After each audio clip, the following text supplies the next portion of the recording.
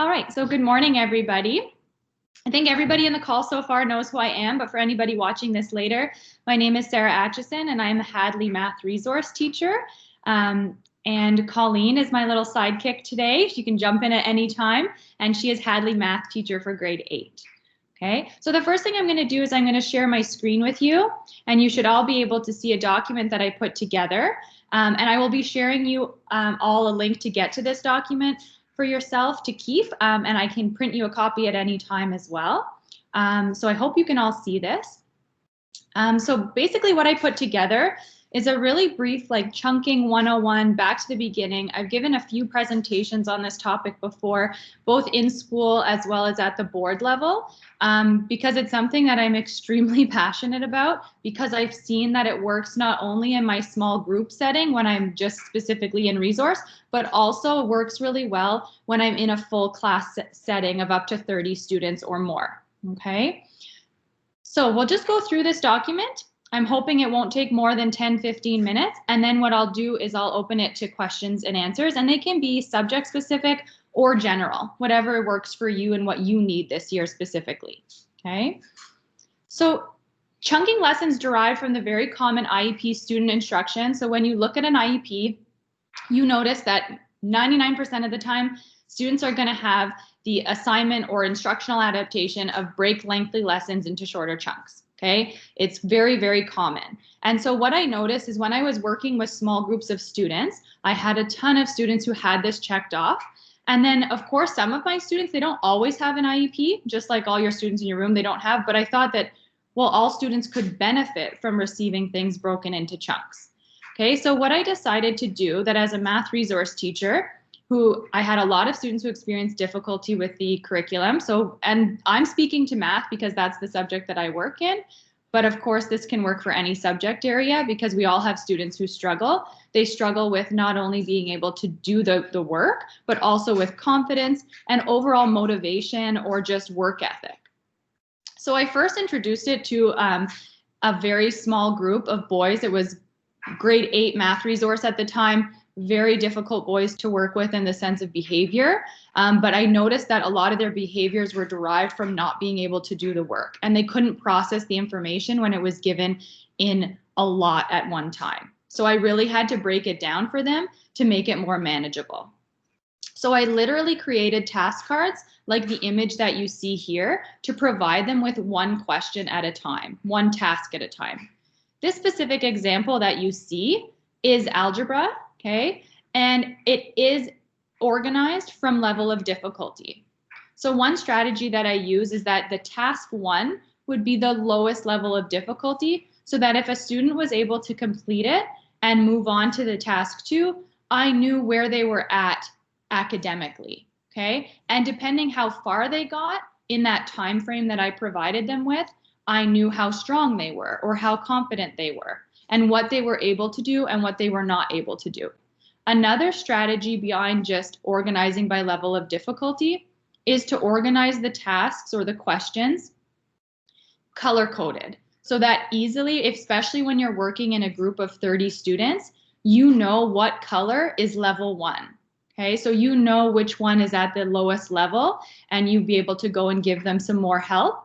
Whereas if a student is at a higher level that you've color coded, you know, oh, they're moving really quickly and they're actually doing the work, which is great because they do have to check in with you after every single question because they only receive one question at a time.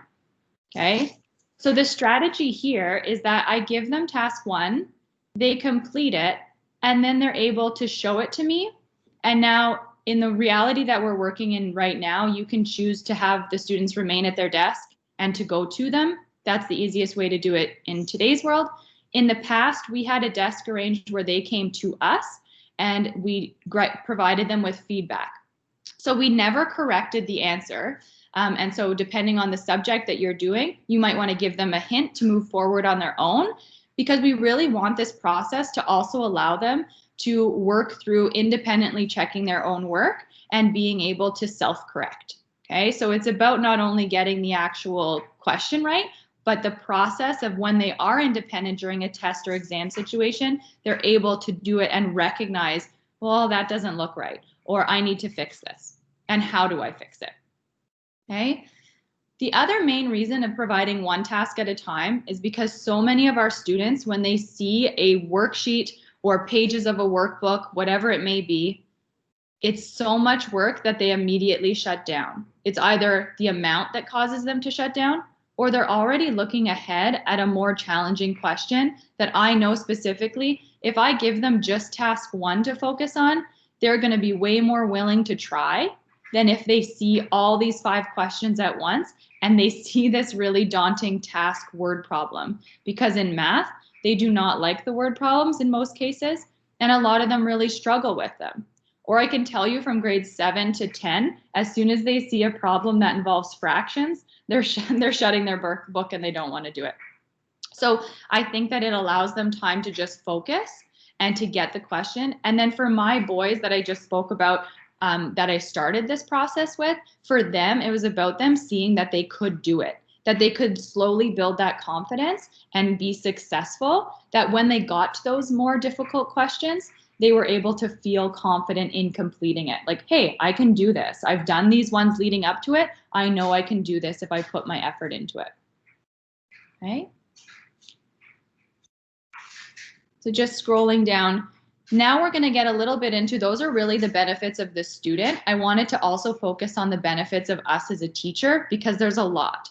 So one thing that I noticed after introducing chunking and then having Colleen be generous and allow me to introduce it into her classes, which then spread to other math teachers also doing it, is that as a teacher, I felt in the past overwhelmed, like, how do I know, how do I identify where every single student is? There's so many students in our classes sometimes, or so many students have extreme difficulties that you feel like they truly can't demonstrate anything, that you really want to get in touch with where are they and what can they do without focusing on, what can't they do. So you want to focus on the positive rather than the negative.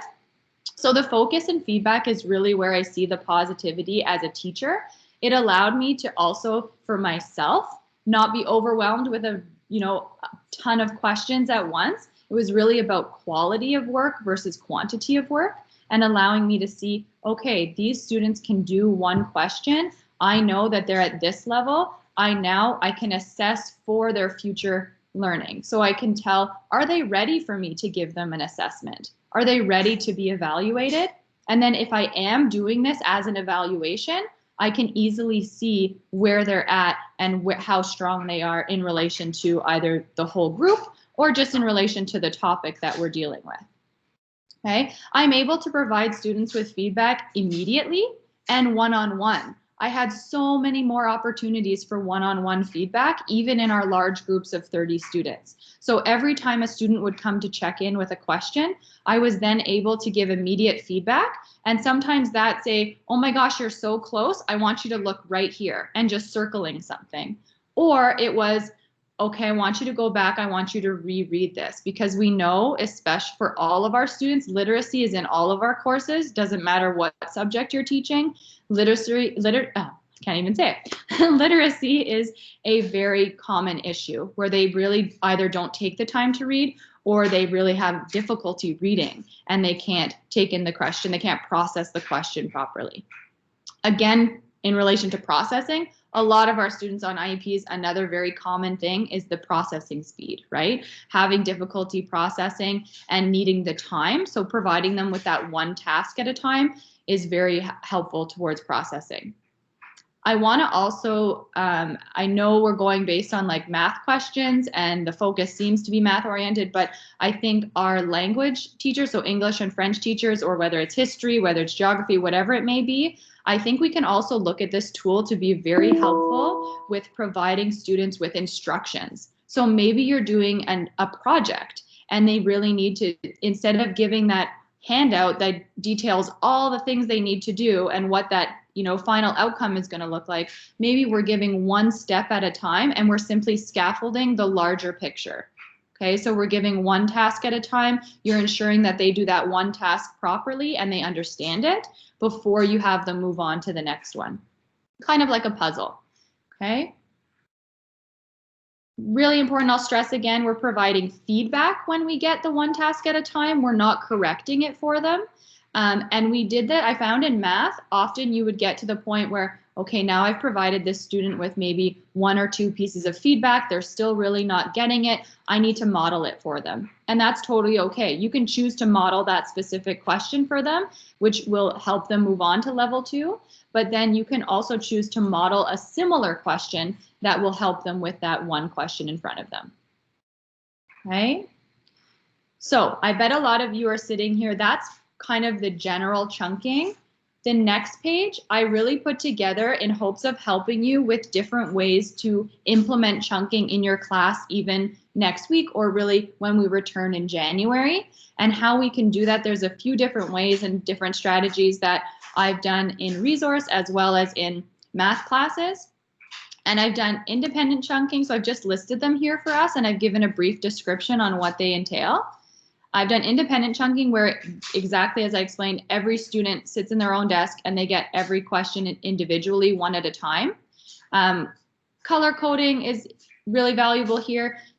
You can give them the one question at a time. You can have them raise their hand and you can go to them. Really, the purpose of this in the past, before COVID, was for them to be able to get up and move around and come to you. That was something we noticed helped a ton of our students who needed that movement.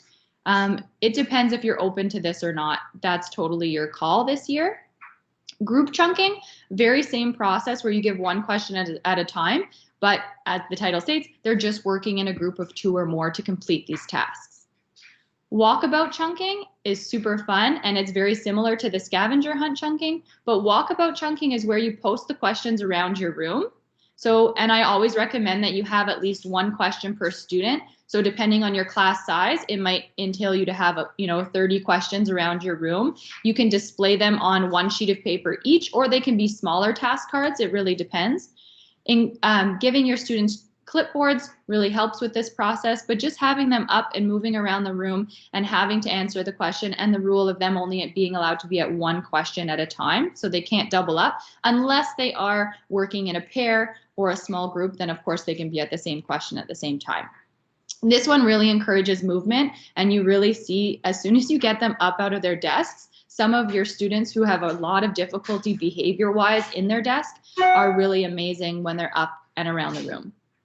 The scavenger hunt is one of my favorites. So this one particularly has the answer to the previous question on the card as the card's number. So instead of listing the task as like task 1, task 2, task 3, the task is identified by a previous answer. So once I solve the question or problem or whatever it may be, I can then look around the room and look for my answer. So maybe my answer is a number in math class. Maybe my answer is a word. Maybe my answer is a multiple choice letter, anything like that, okay? You look around the room. If I find my answer, then I know to go to that card. If I can't find my answer, then I know I've made a mistake. And this process really helps our students identify mistakes, which is so, so valuable, because when they, again, I'll repeat, when they're in their test or exam situations, our students really struggle with knowing how to correct themselves, which causes them to sit back and stress about, I can't move forward, I'm going to fail this test, any of those negative self-talk moments. We really want them to move forward and help themselves move forward, okay, when they don't have the opportunity to seek support from a teacher or a classmate, okay? The other important thing about this is that when they do notice, so if they get it right, they know where to move on and they move on independently. If they get it wrong, they're able to see like, well, there's no card with this answer. I know I have to go back and look at it. We also do a form of station chunking. So this is where usually on average, you create 4 different stations around your room. And these stations are depending on what topic you're covering in class, and it allows the students to move in groups. So this is a grouped activity. You divide your class into 4 different groups and you have them rotate between the stations. Sometimes this is quick 10-minute stations. If they're longer than 10 minutes, I always recommend splitting it up between 2 classes, 2 days. And you can also have your teacher, like the teacher can act as 2 things. A teacher can be a general supervisor, supervising all the stations, or they can be running a teacher-led station where maybe the mini lesson of the day is being given, or it's just a task that needs more supervision, some more guidance, and needs a little bit extra help. That works really well. So this can all seem like a lot, and for sure it can be a lot of work, because if you do want to start fresh and you want to make new task cards and all of that, absolutely, that's a lot. It does not have to be a lot of extra work for you. We all have incredible material already ready that we use on a daily basis, and some of you might already have into next year planned. If you do, then introducing chunking can be as simple as taking a worksheet or an activity or a project that you already have planned and simply cutting it up, breaking it down to one piece at a time and giving it to your student that way, okay? Being more digital this year, you can give paper copies still, but you can also, to save paper, you can deliver it digitally as well, okay? And so I, of course, added a section here all about virtual classes, and this has to do with, what about doing it virtually? Can I chunk virtually? And the answer is yes. So this year, I'm currently teaching my grade 10s virtually. Hadley, as we know, is only going virtual later.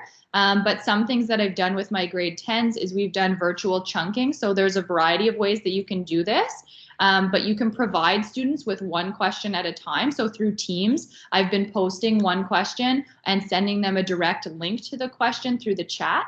I love using the chat feature because then I get them to respond to me through the chat feature. If they get it correct, then I simply send them the next question.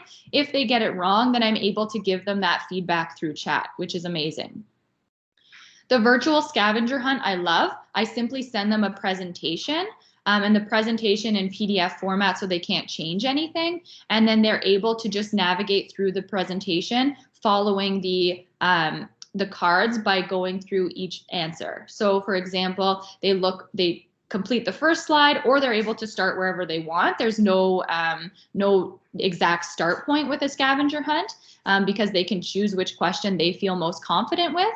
And then once they get their answer, they look through the slides to see, oh, look, that answer is this card number. I'm going to do this one next. And if I don't find my answer, just like they would in the classroom setting, they know that they either need to reach out to me for support or they just need to try again. And then virtual stations, this can be done in a variety of ways, but one of the best ways is to set up breakout rooms, and I'm very excited to say that Teams just introduced breakout rooms. I was using it on Zoom before, but basically what a breakout room is that you can have 4 different groups running. You create who goes in each one, and then you are able as the teacher to be able to go into each breakout room to observe what it is that the students are doing. And they don't necessarily know when you're arriving, so that they're always hopefully on task. And then when you get there, you can kind of ask them questions about what they're doing, where they're at, and you can also to each breakout room of what they need to be doing. Once they complete that task, if you want them to remain in the same group, then you just send them the link to the next task that you want. Or if you wanted to switch up groups every session, then you could do that. You could change and do new breakout rooms. Okay, so I'm going to stop sharing my screen now. I know that was a lot of information, but I hope it was as clear as can be. And that document, I'm going to send the link to you all so that you can look over it. You can read it on your own speed and all day. Like if you have any questions, I love talking about this so much. It's definitely a passion of mine. So if you ever have questions about it, please reach out because I know it's very unique to everyone's situation and unique from teacher to teacher in the same subject as well, because everybody teaches differently and everybody has different students. So are there any questions now that maybe I could answer? I might not have the answers to everything, but I really hope that I can help you. And if I don't have the answer today, I'm definitely going to look into it for you. Okay, so I think I see some things in chat. Let's check out the chat. There we go. I love Kindy's comment. That's great. Thank you so much. I'm going to open it more. Yeah, the breakout feature. I'm super excited about using that as well. Like I said, I've used it in Zoom, but I haven't used it in Teams. But I do know, I think it was Emily Giacomelli who just recently in Teams. So I was super excited to know that it was accessible here as well. Okay. And what I'll do is I'll share the link to the document just in the chat.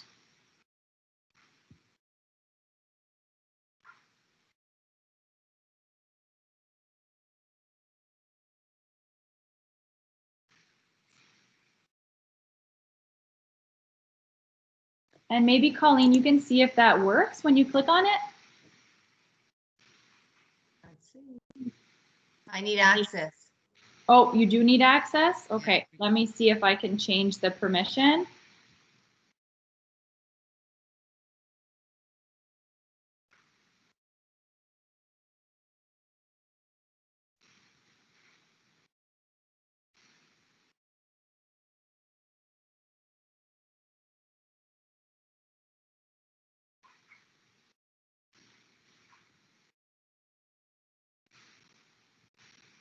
Okay, so I think if are you opening with your WQSB email or another Google email? I don't know, I just clicked on it. Okay, so if you're trying to open it with another email, then you might it'll send me a notice that you need access and I'll give you the access. But if you're opening it with your WQSB, you should be able to open it immediately. But either way, I'll definitely grant you all access. And if you want a printed copy, I can put some in the staff room as well. It worked for me with my WQSB. Okay, yeah. Yeah.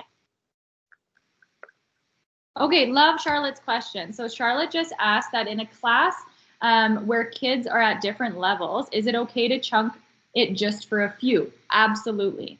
Okay, so you do not have to chunk for everybody. Colleen and I have experienced where we initially started chunking for all of our students, and then we noticed that some students requested to receive the full worksheet or requested to receive it in a different way. And even when we've done evaluations this way as well, and we gave them the choice. So providing your students with choice, I always think is best. And sometimes we did have students request the whole worksheet, but we truly as the teacher did not feel like that was the best decision for them because they weren't successful or they were they wouldn't do as much work, things like that. Then we always do have a conversation with them, keep it open and say, you know, I really think that this is working. But you can absolutely split your group up, chunk for some, chunk for, and leave it in a whole for others. Absolutely. Good question. And another thing, Charlotte, that worked in class with some of our kids that are struggling with math, I let them choose who to work with. And even if they copied the answer from the student that knew what they were doing, at least they were doing something. They were looking at the math and trying. And it seemed to work better when they were able to choose the people that they work with. And like someone not so strong always seeked out a student that was, you know, that could help them. Okay. Yeah, I that's what I did and I'm doing. Thank you. And I really, really cannot, I don't know, advertise enough, like the scavenger hunt one. If you are interested in that at all, I am so happy to help you develop one in the sense because just getting your students up and walking around your room, even in the student safe zone, like you can keep your teacher zone completely safe if that's something that concerns you this year, but getting them up and moving, the behaviors, night and day. Like it really, really does change behavior so much because those kids who have so much built up energy in them are physically active. And that's why originally chunking was meant for them to get up out of their seat, come see you, get it checked. But now it looks different, right? But we were doing it, Sarah, and before going into the red zone. So what I did was instead of having the questions on the desk in front, I put it along the computer. So they would still check with me, but then go get their own question. And I would just yell out the color that they needed next. And then they still got up to go get the question. So yeah, that's a great tool for color coding too, right? So color coding has been really beneficial for us to see from what question they're at. But also for that purpose, it was really nice to be like, oh, what question are you at? You're at this, you know, this color. And it was easier for the students to see the color than to see the number of the question.